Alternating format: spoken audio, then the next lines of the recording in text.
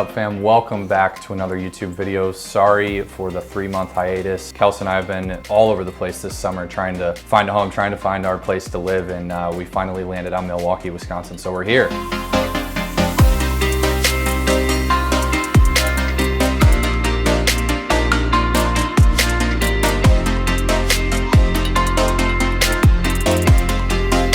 Welcome to the studio.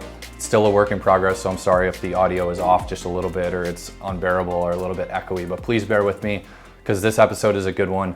So 3 months ago, I made a video talking about my entire flash setup, what I use to take great pictures of food, and how inexpensive it actually is. But today I want to talk about 3 reasons I use artificial light over natural light. There's pros and cons to both. Natural light, I'm not saying anything bad about that. I'm just saying that I use artificial light and it's gotten me to the point where I am today, and I'm very comfortable with it. I really like how the images look and how crisp everything is. So I'm not saying you can't get those images with natural light. You can, but there are some limitations. So let me tell you the 3 reasons why I think you should use artificial light for food photography. All right, so reason number 1 is consistency. And this is by far the most important thing. Don't take my YouTube uploads as a sign of consistency. Look at your images and ask yourself if you want to get that consistent, that same look every single time. And when you're developing a style as a food photographer, it's very important to have that consistent look so brands know what to look for when they're reaching out for new photographers, or when you're trying to develop your skill set. It's very important to have that consistent look every single time. And with artificial lights, you can do that.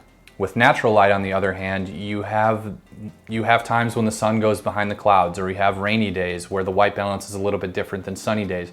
So you have a little bit more variables to kind of control. So establishing that consistent look every single time is super important when it comes to food photography.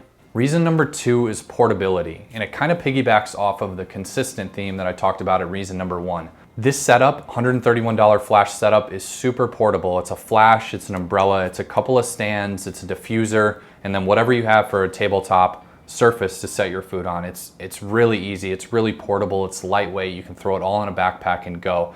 And that's one of the things I love about this, because I can take it to restaurants. I don't have to rely on the window light in the restaurant being absolutely perfect. I don't have to rely on the bar lights being the right color or color temperature.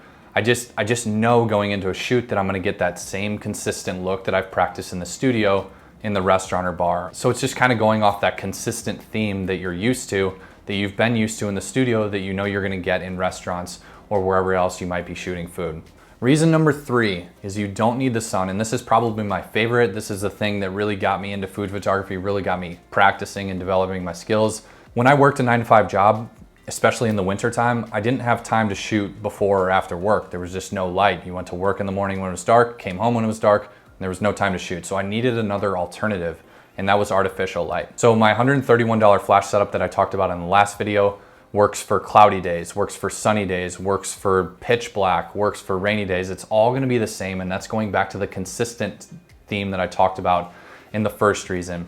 This is why I love it. I can shoot well into the night. I find my creative juices kind of come alive at night a little bit sometimes, and I'm able to shoot some of those images later on without relying on natural light. So that's one of the limitations that you have with natural light, is you have to shoot in the morning hours. You have to shoot between a certain window of time before the sunlight gets too harsh on that certain window that you're shooting at, because you're gonna lose your look. And then also, as the sun rises, it changes color temperature throughout the day. So that's one of the things you also wanna keep in mind when you're shooting natural light. Really, the only con to this whole thing is money. Like, it's more expensive than natural light, whereas natural light, you can take a surface and a plate of food over to a window and just shoot it over there, and you're pretty blessed you have decent light. But if you really wanna elevate your game and take it to the next level, I highly recommend getting on the artificial light game, because it's game changer. It was game changer for me. It just opens up an entire new world of possibilities for your photography, and I'm so thankful for that. If you guys like this video, drop a like and be sure to subscribe. I'm gonna try to make more of these. I really wanna get consistent with YouTube. It's one of those things right now where I feel like it's such a powerful tool for young creators. And I just wanna be open with you guys, what I use in my process, and just showing you guys everything, the behind the scenes of what I'm doing. Food photography isn't hard. Anybody can do it. I never took a single class in photography at all, and this is something I've turned into a career now. So if anything, you guys can do it too. So if you guys have any questions at any time about anything, feel free to reach out. I'm at Fork and Pancakes on Instagram. I'm starting a TikTok right now because that's what all the kids are doing. I'm gonna do some of my quick Instagram story videos on there with some of like the behind the scenes reels of what I'm shooting and what I'm working on as far as video and photo go. So I hope you guys enjoyed.